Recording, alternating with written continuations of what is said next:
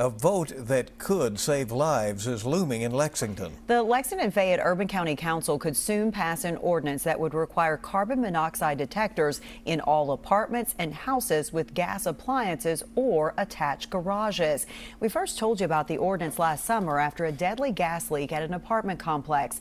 62-year-old Samuel Gross died and 11 others were injured. The building didn't have carbon monoxide detectors because they aren't required to. WKYT investigates Samantha Valentino was the first to uncover the cause of the deadly leak.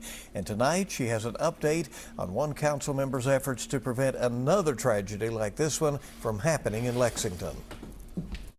I think it could have been prevented. On July 7th, a gas leak at the Oxford Circle Apartments killed one person and sent 11 others to the hospital. Mark Gross's brother, Samuel Lee Gross, was killed. He just moved into his apartment a few days prior to his death. WKYT Investigates uncovered the cause of the gas leak through an open records request, an improperly working boiler system. It was just one of 35 code enforcement violations outlined by the city. The city tells us those issues were not fixed, so the building remains condemned, and the property owners face a record-breaking fine of $10,025. Court records show the property owners have filed an appeal, and the case remains active in the Fayette District Court. The city of Lexington confirmed the building didn't have carbon monoxide detectors. According to state law, it wasn't required to since it was built before 2011. It just really broke me down. It's just something that really I don't think it should have happened. This tragedy happened in Councilmember Jennifer Reynolds' district. Now she's working to prevent something like this from ever happening again. We want to save lives. That's why Councilmember Reynolds has proposed two new ordinances. They'd require carbon monoxide detectors in existing residential structures with gas appliances or attached garages, including those built before 2011. It seems kind of, in my opinion, like a no-brainer.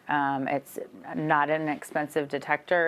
To add it to our already required other detectors. Tuesday, the LFUCG Council unanimously passed a motion to add the ordinances to the docket for the Council's February 26th meeting to receive a first reading. They would then receive a second reading and then a vote. If passed, the ordinances would take effect 180 days later. In Lexington, Samantha Valentino, WKYT.